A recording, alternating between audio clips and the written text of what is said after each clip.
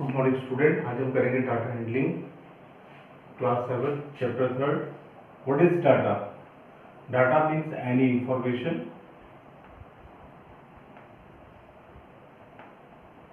Data का मतलब होता है एनी इंफॉर्मेशन और हैंडलिंग मीन्स होता है how to organise the data. How to organise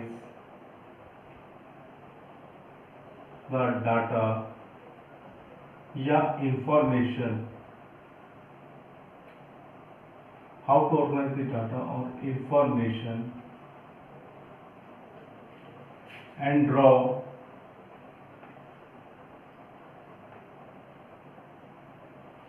inferences या conclusion from the data.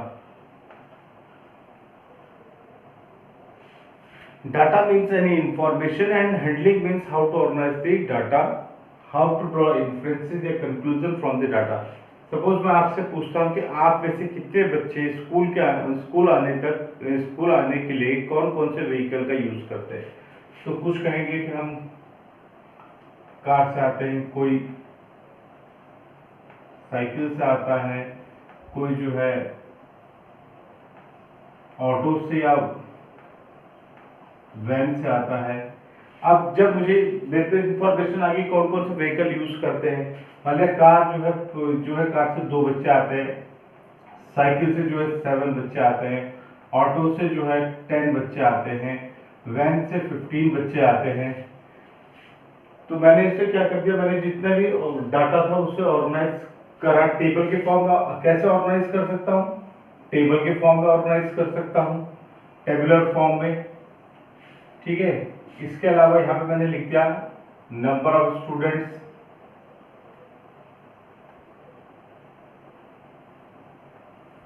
अब मैंने इसको टेबुलर फॉर्म में ऑर्गेनाइज कर दिया। अब मैं कंक्लूजन, इसमें से इंफरेंसेस जो भी इंफॉर्मेशन है इजीली निकाल सकता हूँ। मैक्सिमम बच्चे कौन से जो है मोड ऑफ ट्रांसपोर्ट को यूज करते हैं? वैन। जो लीस्ट बच्चे जो हैं या least use mode of transport क्या है? कार। तो आपको समझ आया होगा कि जो भी मुझे इंफरेंसेस कंक्लूजन जो जानकारी चाहिए थी वो मैंने इससे निकाली। डाटा पहले मैंने इंफॉर्मेशन कलेक्ट किया, बच्चे कौन कौन से व्हीकल से आते थे, और उसको फिर मैंने क्या करा, एक टेबुलर फॉर्म पे रखा, और उसके बाद मैंने उससे कंक्लूजन निकाल लिया कि कौन से बच्चा जो भी इंफॉर्मेशन चाहिए थी वो मैंने इससे निकाली।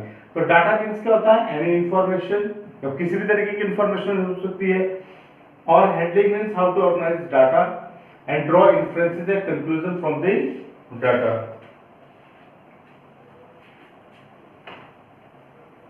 अर्लियर क्लासेस में आपने क्लास 6 में या प्राइमरी में आप क्या करते थे? आप कलेक्ट करते थे डाटा, टेबुलेट करते थे उसे टेबल के फॉर्म में, और पुट करते थे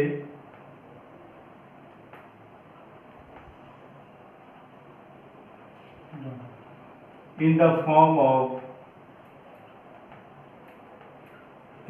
of charts।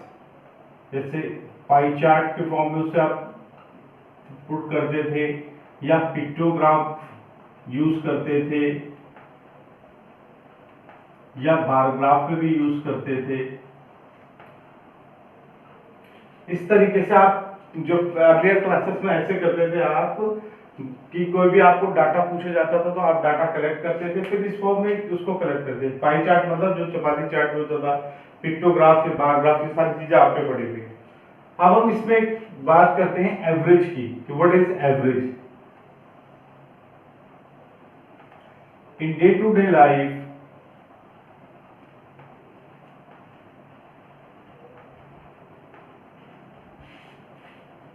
We use average word in many statements.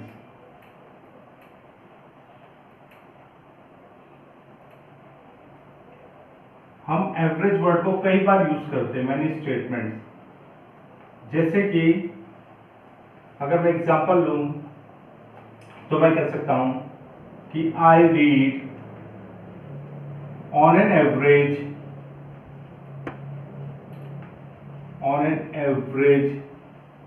3 hours daily, या average temperature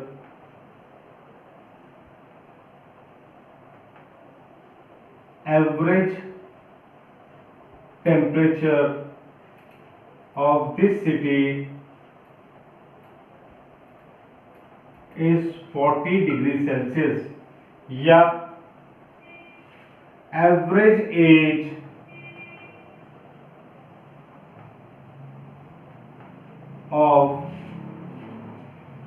of the student of this class, average age of the student of this class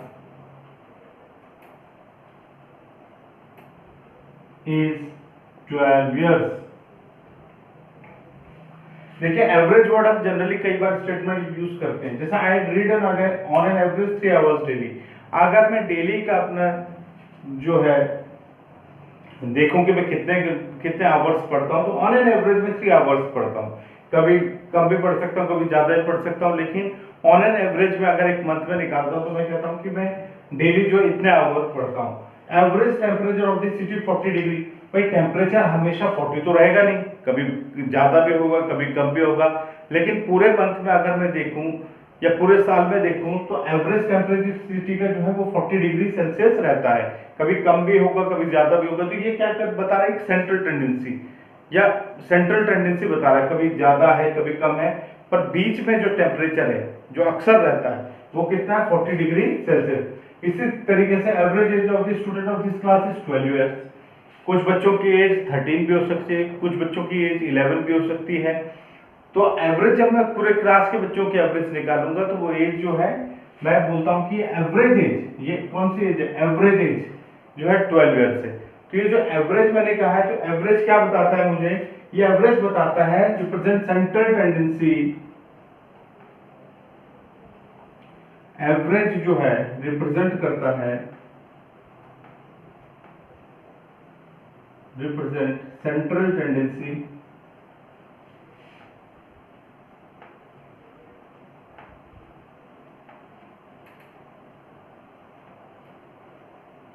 average जो है ये represent करता है सेंट्रल टेंडेंसी। सेंट्रल मतलब जो आपने average निकाला, जो भी ज्यादा, जैसे एज में था कुछ किसी की ज्यादा थी किसी की कम थी, लेकिन एवरेज जब सेंट्रल टेंडेंसी मैंने सब डाटा कलेक्ट किया और सेंट्रल टेंडेंसी निकाल ली तो मैंने देखा ऑन एन एवरेज सबकी एज कितनी है, 12 ईयर्स है। तो एवरेज रिप्रेजेंट करता है central tendency of data. It lies between highest and lowest value. It lies करता है between highest and lowest value. It lies करता है between highest and lowest value. Highest किसी एवरेज टेम्परेचर जो था कभी 45 भी हो सकता है, कभी टेम्परेचर 37 भी हो सकता है। तो हाईएस्ट और लोएस्ट के बीच का जो हमने एवरेज निकाला वो मेरा 40 डिग्री सेल्सियस था। और जो जितने भी डाटा होते हैं ये नीड करते हैं दिस सेंट्रल वैल्यू को। Different form of data need this central value, ये एवरेज को।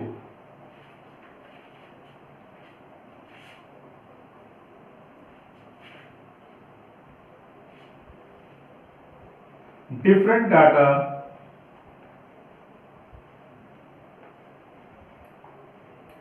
Needs this value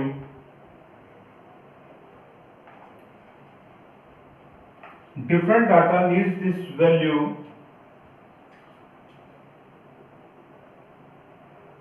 to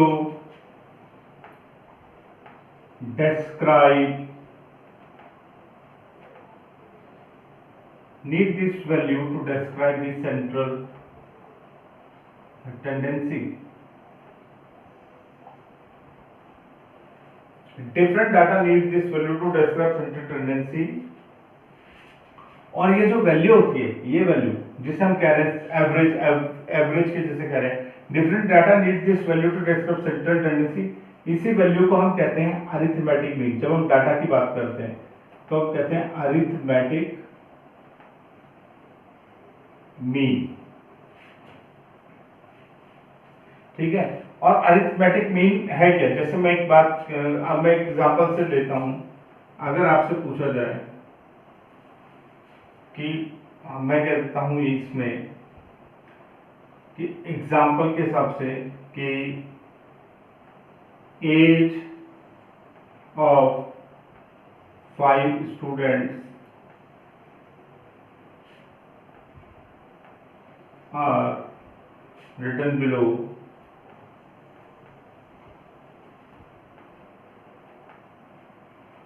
find their average age, या मैं कह सकता हूं find the arithmetic mean. Arithmetic mean भी कह सकते हैं, मीन भी कह सकते हैं। फाइंड देयर एवरेज एज या mean, find the mean of the data.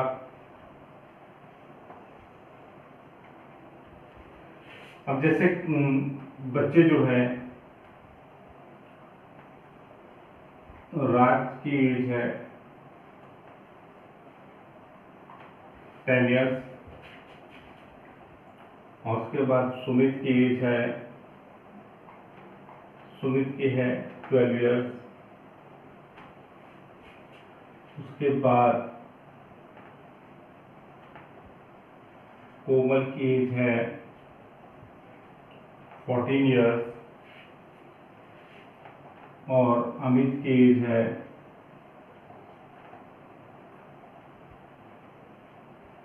11 year. उसके बाद हर्षित की एज है 13 ईयर। तो एवरेज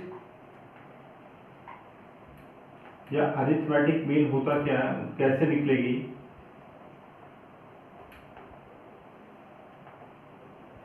आप इन सबको प्लस कर लीजिए। 10 plus 12 plus 14 plus 11 plus 13 divide by 5। 5 बच्चे थे, 1 2 3 4 5, 3 plus 1 4 plus 4 8 plus 2 10, 1 plus 1 2 3 4 5 6 upon 5, ये निकल गई 12। तो आपने यहाँ पे देखा अरिथमेटिक मीन की निकालने के लिए मैंने क्या करा, इन सबको प्लस किया फिर 5 से डिवाइड किया। तो मैं कह सकता हूँ कि अरिथमेटिक मीन होता क्या है? Arithmetic mean is sum of observations upon number of observations. इसके हिसाब से मैं ये भी कह सकता हूँ कि अरिथमेटिक मीन है क्या?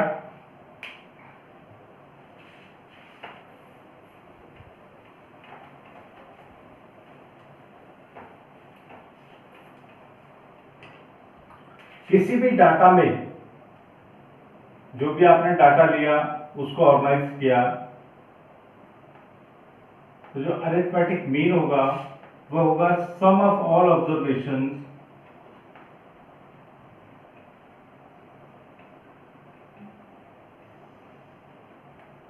Upon number of observations. इसी तरीके से और टर्म आती है रेंज। अब रेंज क्या है? रेंज में आपने हाईएस्ट वैल्यू लीजिए माइनस लोएस्ट वैल्यू। जैसे हाईएस्ट इसमें कितनी वैल्यू है? 14, हाईएस्ट वैल्यू मेरी कोमल की 14, और लोएस्ट वैल्यू कितनी है इसमें? 10। तो रेंज कितना होगा? 14 माइनस 10 4। तो रेंज होता है आपका difference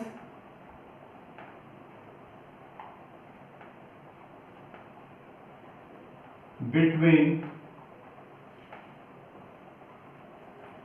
highest value and difference between highest value and lowest value. और आप जानते हैं डिफरेंस का मतलब क्या होता है, माइनस। तो हम इसे भी कह सकते हैं कि रेंज होता है आपका highest value minus lowest value, ये हमें देता है रेंज। और अगर मुझे यहां पे रेंज निकालनी है तो रेंज है मेरी 14 ईयर्स माइनस 10 ईयर्स, जो कि हो गई 4 ईयर्स। स्टूडेंट अब हम करते हैं क्वेश्चन नंबर 1। ये कहता है find the range of any 10 student of your class. Solution, मान लेते हैं हम कि 10 student, age of any, find the range of any, find the range of heights, find the range of heights of any 10 student of your class. हम मान लेते हैं कि जो हाइट्स है, let the height of 10 students be, that is 10 student की height जो है मान लिया 141 centimetre, 141.5 centimetre, 143 centimetre, 147 centimetre, 149 centimetre, 152 centimetre, 155.5 centimetre, 157 centimetre, 1 2 3 4 5 6 7 8, 160 centimetre, 161.5 centimetre. ये 10 बच्चों की हाइट मैंने यहाँ पे लिख दी है। अब अगर मैं इसमें देखता हूं मुझे रेंज निकालनी है तो मुझे highest value minus lowest value, तो हाईएस्ट वैल्यू इसमें से सबसे बड़ी वैल्यू कौन सी है 161.5, और सबसे छोटी वैल्यू जो है यहाँ पर वो कितनी है, वो है 141 सेंटीमीटर। ये 161.5 सेंटीमीटर है, 141 सेंटीमीटर है। मुझे निकालनी रेंज, तो रेंज होती है हाईएस्ट वैल्यू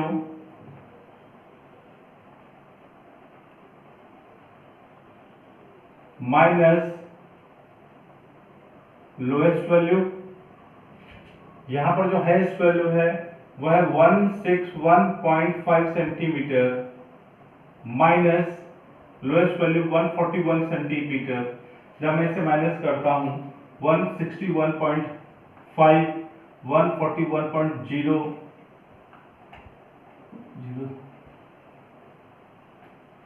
तो इसकी जो रेंज निकल के आती है वो आती है 20.5 सेंटीमीटर। रेंज होता है बच्चों highest value minus lowest value. मैंने 10 बच्चों की हाइट ली, इसमें जो हाईएस्ट वैल्यू आई 161, उसमें से लोएस्ट वैल्यू को माइनस करेंगे तो वो उसकी क्या निकलेगी, रेंज निकलेगी। अब सेकंड क्वेश्चन कहता है arrange the following marks in a tabular form in a class assessment in a tabular form. और ये जो नंबर दे रखे हैं वो दे रखे हैं 4 6 7 5 3 5 4 2 6 2 1 9 6 5 8 4 6 7। सबसे पहले तो इसको टेबुलर फॉर्म में शो कर देते हैं।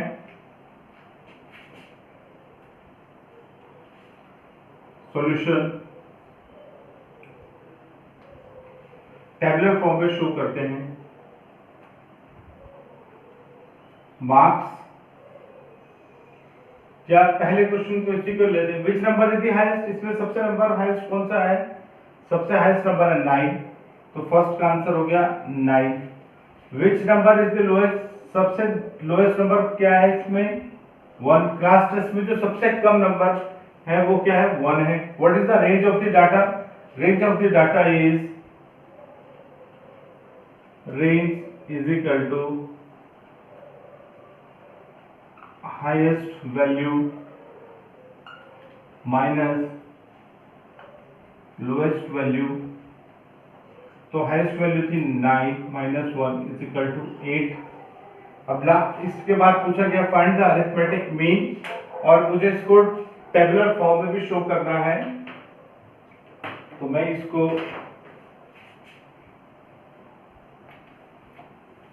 अरिथमेटिक मीन वाले पार्ट को यहां पे कर दूंगा।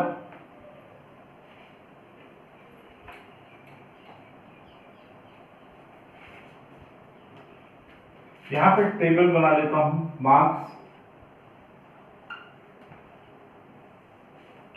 टैली मार्क्स,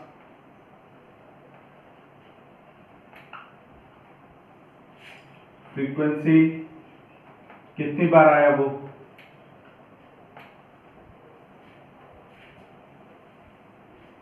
सबसे पहले 1 को ले लेते हैं, कितनी बार रिपीट हो रहा है 1, केवल एक ही बार रिपीट हुआ, तो फ्रीक्वेंसी भी इसकी 1 है।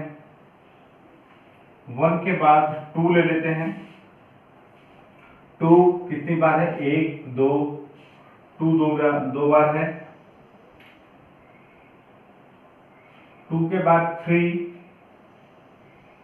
कितनी बार है, 1, केवल एक ही बार है। 3 के बाद 4, 1 2 3, 1 2 3 कितनी बार है, 3। 4 के बाद 5, 1 2 3 4 5, 1 2 3 4 5, 5 बार है। 5 के बाद 6, 1 2 3 4, 1 2 3 4। 6 के बाद 7, 1 2 टाइम्स है 7। 7 के बाद 8, 8 आपके पास केवल एक बार है।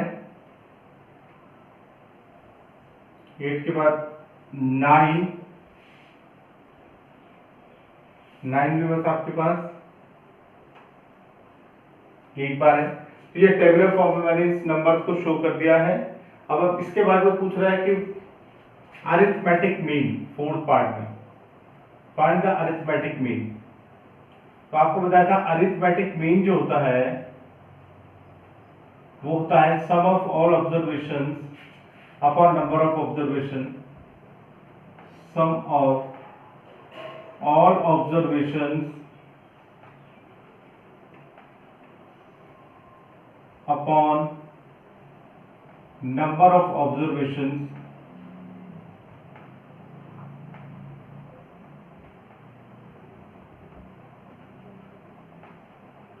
पहले तो नंबर काउंट कर लेते हैं, कितने ऑब्जर्वेशन है, 1 2 3 4 5 6 7 8 9 10 11 12 13 14 15 16 17 18 19 20। अब सम कर लेते हैं, इसको प्लस कर लेते हैं। 4 plus 6 plus 7 plus 5 3 5 5 3 5 plus 4 5 2 6 4 5 2 6 plus 2 5 1 9 plus 2 5 1 9 plus 6 5 8 4 6 plus 5 plus 8 plus 4 plus 6 plus 7। Number of observation है 20। जब आप इसे प्लस करते हैं 6 प्लस 4 10 प्लस 7 17 प्लस 5 22, इनका सम 22 है। 4 plus 6 7, 6 plus 4 10, 17 5 22, 3 plus 5 8 plus 4 12 plus 5 17 plus 2 19 plus 6 25। यहां तक मैंने इनको प्लस कर लिया। 2 प्लस 5 7 प्लस 8 9 प्लस 8 है आपका 17 प्लस 6 23 28। 8 plus 4 12 plus 6 18 18 plus 7 25 25। अब मैं इनको यहां प्लस कर लेता हूं। 22 plus 25 plus 28 plus 25 upon 20, 8 plus 5 13 plus 5 18 plus 2 20, 0 2 plus 2 4 6 8 10 upon 20 और 100 upon 20 is 5, 0 से 0 cancel, 2 5 जा 10. So the arithmetic